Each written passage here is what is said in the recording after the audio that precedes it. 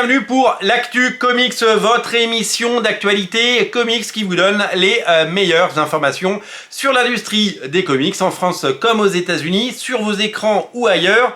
Bienvenue dans cette nouvelle émission où nous allons parler des X-Men, de Ultimate X-Men et Ultimate Spider-Man, mais également de l'opération Black Label chez Urban Comics. On commence d'ailleurs par ça, puisque cette année, vous le savez, eh bien, Urban organise le 13 mars, donc cette semaine, eh bien, une opération Black Label sur le même modèle que le Batman Day. Vous achetez 2 titres du Black Label, il y a notamment Nice House on the Lake, c'est peut-être l'occasion de le découvrir, et vous allez recevoir Batman Imposter. Alors vous ne recevrez pas cette édition, ça c'est l'édition sortie chez Urban dans la collection Black Label. Là vous recevrez le format, petit format noir et blanc, sur le modèle de ce qu'a pu faire Urban Comics pour les différents Batman Day.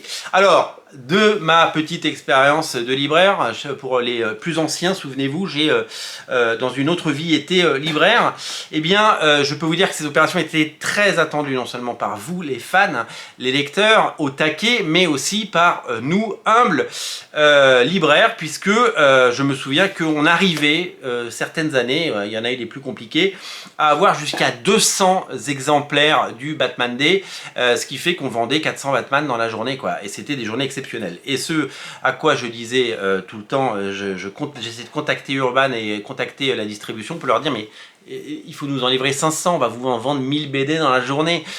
Et ils nous disaient, bah non, il y a des quotas, blablabla, il en faut pour tout le monde, mais tirez-en plus. Et ils ne faisaient pas. Mais ces opérations, elles vont dans le bon sens parce que je l'ai dit dans d'autres vidéos, le Batman Day, c'est une journée importante pour les libraires et pour les fidèles lecteurs. C'est une journée importante pour tout le monde, pour toute l'industrie. Ça fait vendre des BD, ça démocratise la BD, c'est des cadeaux que tout le monde accepte. Et on accepte les cadeaux bien sûr, mais c'est des cadeaux que les gens veulent et les gens se les arrachent d'ailleurs, ces cadeaux, puisque ils sont très attendus, ils sont collectionnés et c'est beaucoup mieux que certains cadeaux qu'on a pu voir chez d'autres éditeurs les années passées, puisqu'il y a eu une grande période où il y avait pas mal de cadeaux et voilà, offrir une timbale en plastique, c'est pas forcément ce que les gens souhaitent. Avoir plutôt un comics offert, eh bien c'est des choses qui marchent et je rêve un jour d'un Spider-Man Day, d'un Superman Day, d'un X-Men Day, d'un Avengers Day avec plusieurs points dans l'année. Il ne faut pas en faire toutes les semaines parce que sinon ça va évidemment se perdre, mais s'il pouvait au moins y en avoir une par trimestre, eh ben, je pense que ça animerait intelligemment le réseau. Voilà, c'est dit. Donc Batman Imposter, la série de Matt Tomlin, scénariste des 2 films de Batman au cinéma et dessiné par Andrea Sorrentino, déjà dessinateur du Joker Killer Smile. Il est offert le 13, donc vous allez pouvoir vous régaler. On va parler un petit peu des X-Men avec 2 annonces. La première, c'est la sortie au mois de juin d'un X-Men 700. Qui sera en fait le X-Men 35, le dernier épisode numéro de la série. On pensait que la série s'arrêterait au numéro 34. Non, elle s'arrête au 35. Et comme vous le savez, il y a la double numérotation parce qu'ils ont pris tous les numéros d'Uncanny X-Men avant. Eh bien, le X-Men, c'est en fait le 700. Et à l'occasion de ce 700, la page Krakoa va enfin se tourner. Et il va y avoir l'épisode spécial avec plein d'invités, notamment le grand retour de Chris Claremont qui va venir faire quelques pages pour l'événement. Il y a également Jerry Duggan, le dessinateur Lucas Wernerk, Al Ewing au scénario, Kieron Gillen, enfin voilà, tous les scénaristes qui ont travaillé récemment sur les X-Men seront au rendez-vous avec Chris Claremont pour chapeauter le tout et des dessins flamboyants de Lucas Wernerk, ça va être très joli. En attendant le relaunch des X-Men et le nouveau départ qui devrait s'appeler From the Ashes, voilà, d'après les cendres, depuis les cendres, que se passe-t-il, comme le phénix qui renaît de ses cendres. Il va y avoir une sorte de mini-série qui va s'appeler Heir of Apocalypse, les héritiers d'Apocalypse. On n'a pas les équipes créatives, mais pour faire le pont jusqu'au relaunch, qui est repoussé, on dirait de semaine en semaine, eh bien, nous aurons une mini-série donc qui s'appelle Heir of Apocalypse et ce sera pour patienter. Je pense pas que ce soit une série qui soit forcément passionnante et incontournable, mais sans nul doute que les lecteurs profiteront de ça. Marvel a annoncé que cette semaine, à l'occasion du prochain gros salon, donc en fin de semaine, nous aurons droit, je crois, jeudi à des annonces concernant le relaunch des X-Men. On attend évidemment les équipes de créateurs créateur. On attend évidemment des confirmations de rumeurs, avec peut-être une équipe emmenée par Rogue, par Malicia. Tout ça, nous le verrons. Nous allons parler rapidement des séries Ultimate, puisqu'elles cartonnent. Sachez que mercredi sort Ultimate Black Panther numéro 2 et que le second tirage de Black Panther numéro 1. Donc ceux qui ont raté, comme moi, Black Panther numéro 1 pourront acheter le 1 et le 2 mercredi, donc peut-être mercredi ou jeudi, dans les boutiques qui vendent des comics en VO. Concernant Ultimate, Spider-Man, sachez qu'un 4e tirage a été annoncé, donc le succès ne se dément pas. On attend évidemment le 3e numéro avec impatience. Et du côté des Ultimate X-Men, eh bien Marvel a annoncé un second tirage, ce qui veut dire que le succès est au rendez-vous. Je vous invite à regarder mon page à page consacré à Ultimate X-Men numéro 1 pour mieux vous rendre compte de tout ça. Skybound a annoncé deux séries de l'univers de l'Energonverse, vous savez, donc Transformers, enfin l'univers Hasbro, quoi, G.I. Joe, avec une série sur Scarlet, le personnage de Scarlet, scénarisé par Kelly Thompson et dessiné par Marco Ferrari, et une série sur Destro, scénarisé par Dan Waters, avec des dessins de Andrei Bresnan. La série Birding, je l'avais sous la main, mais je l'ai oublié, arrive chez les Humano en mai. C'est une série qu'il faudra évidemment découvrir. Je crois que j'ai là. Vous bougez pas? Je reviens. Hop, c'est ça Birding. Tac, je savais que je l'avais à côté. Je l'avais posé à côté. Birding, c'est une série que j'avais découvert en allant à Londres l'année dernière. Et le tome 2 est sorti depuis et je ne l'avais pas commandé. Et maintenant que je sais que ça sort en français, ça va me plaire. C'est Chrome, par Chrome, qui dessine. Et quand vous voyez le dessin, ça nous rappelle évidemment Mike Mignola ou même encore la série de Blood Moon, pardon.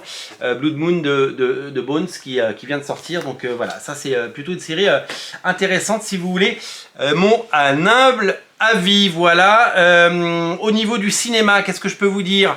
La grosse annonce ciné, c'est que dans une interview récente, Bob Iger a annoncé que certains projets avaient déjà été annulés, films et séries, mais qu'ils n'avaient pas communiqué dessus. Donc ne vous attendez pas à voir tout ce qui a été annoncé pour le moment, puisque le but est évidemment tout relancer. Bob Iger a eu des mots très forts en disant il n'y a pas de super-héros fatigue, il y a juste des gens qui veulent des grands films. Et je pense qu'il a assez raison. Les gens ne veulent pas de films comme Madame Web, des films comme Ant-Man 3 ou des films comme Thor 4. Ils veulent des Avengers Endgame et ils veulent des Deadpool Wolverine. Et je pense que le tir va être corrigé après quelques années d'errance et d'échec surtout. Qu'est-ce que je peux vous dire d'autre? Je vais vous donner les chiffres de vente. Mais avant, je voulais vous signaler que vient de se terminer hier une incroyable exposition à la fois à la galerie 9e art à côté de la place de Clichy que vous connaissez peut-être, avec une vente aux enchères incroyable sur le site Heritage Auctions. Il y avait beaucoup de planches de comics, il y avait notamment des planches de Frisano. Il y avait les couvertures qu'il avait fait dans ce tranche avec Rome. Vous savez, cette couverture avec le orange derrière, eh ben, elle est partie à 8 000 €. Il a fait un dessin des 4 Fantastiques qui est parti à 15 000 € et un Conan à 6 000 €. Alors, il y a eu des prix complètement fous, hein, puisque Gaston est parti, une planche de Gaston par Franquin, 56 000 €, Moebius 75 000 € pour certains dessins. Il y a eu énormément de pages de Jack Kirby avec des prix au-delà de 20 000 €. Le dessin de Marini, vous le savez, pour son Batman Catwoman pour la version intégrale est parti à 21 000 €. Une couverture de Alex Ross sur Paradise X est parti à 25 000 €. Et puis il y a eu deux énormes prix avec Astérix, une page d'Astérix qui est partie à 106 000 € et une page de Tintin, un dessin de Tintin, une couverture qui est partie à plus de 200 000. C'est assez fou. Il y avait des dessins de Bushma, de Silvestri, c'est vraiment fou. On s'est régalé. Quelques chiffres de vente pour évidemment vous donner la tendance. Monica, on en a parlé c'est vendu à plus de 12 000 exemplaires, ils en vendent 1000 par semaine. Les Guerres de Lucas, ça continue avec 2200 exemplaires cette semaine, on est à 61 000 exemplaires, c'est taré. Narusa Sandolek, on est à 37 000 exemplaires et 25 000 pour le tome 2. Ils en vendent 1000 de chaque par semaine, voilà. Et dans les nouveautés, Blood Moon, justement, je vous le disais dans une vidéo dédiée, a revendu 600 exemplaires, on est à 2700 exemplaires. Les Tortues Ninja ont dépassé les 1300 exemplaires au bout de 10 jours, c'est complètement taré. Une série comme Vicious Circle, en première semaine, s'est vendue à 420 exemplaires, c'est pas fou, mais vous savez, les succès se font sur la durée. Et Batman Dark City tome 3 a vendu 612 exemplaires, ils sont à 1200 exemplaires, vous savez c'est la série principale Batman et c'est tout simplement un énorme succès toujours, voilà. Voilà pour les actus de cette semaine, j'espère que ça vous a plu. Une nouvelle fois je voudrais dédier cette émission et avoir une pensée pour Akira Toriyama qui nous regarde de là-haut et qui évidemment on l'oublie pas et on a hâte de découvrir en français chez Glénat le Dragon Ball version couleur et on sera là évidemment pour en parler. Merci monsieur Toriyama, on pense à vous, salut.